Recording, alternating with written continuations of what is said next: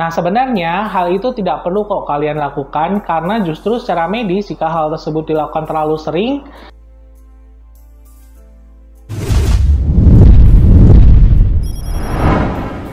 hai sahabat Medica Care, aroma yang kurang sedap dari organ intim tentunya akan membuat percaya diri kamu menjadi menurun. Apalagi jika kamu sebentar lagi mau menjalankan pernikahan. Nah, faktanya jika aroma pada miswi kalian itu asam, itu sebenarnya normal kok. Bau asam ini tentunya ada hubungannya dengan pH dari miswi yang memang sedikit asam, sehingga menimbulkan bau yang asam dan juga sedikit tajam. Namun ketika aromanya berubah menjadi tidak sedap dan juga menyengat, mungkin saja miswi kalian lagi bermasalah, bisa disebabkan karena infeksi atau penyakit yang lainnya. Nah, sekarang juga banyak ya produk-produk yang dijual bebas yang tujuannya untuk memperbaiki aroma dari miswi.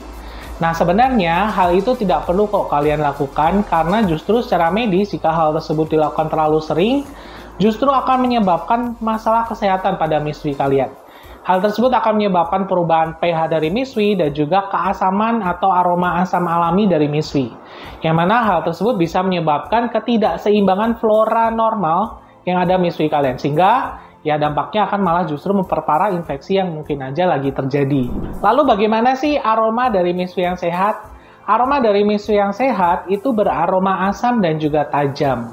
Aroma ini tentunya ya disebabkan karena pH dari miswi yang asam. Jika aroma dari miswi kalian dominasinya adalah asam, mungkin saja kondisi miswi kalian itu dalam keadaan sehat. Lalu ketika aroma dari miswi ini tidak normal, apa hal yang harus bisa dilakukan?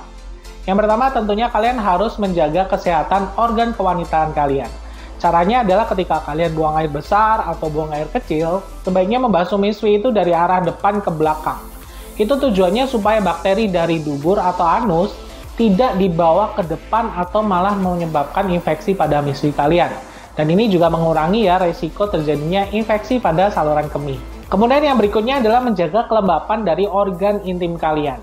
Nah, menjaga kelembapan organ intim atau miswi ini sebaiknya dengan cara menggunakan celana dalam yang berbahan katun yang mudah menyerap keringat. Jangan juga menggunakan celana dalam yang terlalu ketat ya. Tujuannya supaya area tersebut tidak terlalu lembab. Kalau lembab, apa dampaknya? Ya tentunya menyebabkan mudahnya bakteri berkolonisasi di area tersebut, sehingga bisa menyebabkan infeksi, dan bakteri juga bisa masuk sampai mengenai mulut rahim kalian. Dan juga setidaknya kalian harus rutin mengganti celana dalam tersebut ya, minimal 2 kali sehari, atau ketika sudah terasa tidak nyaman atau lembab, sebaiknya segera diganti.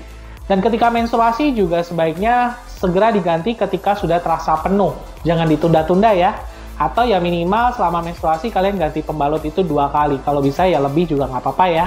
Dan yang terakhir, yang paling penting adalah hindari melakukan seks bebas atau bergonta-ganti pasangan. Apalagi kalau kalian nggak pakai pengaman. Ini akan meningkatkan resiko kalian mengalami infeksi menular seksual.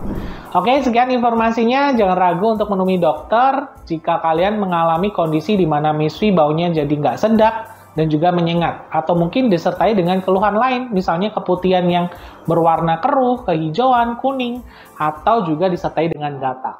Sekian informasinya, sampai ketemu lagi di video berikutnya.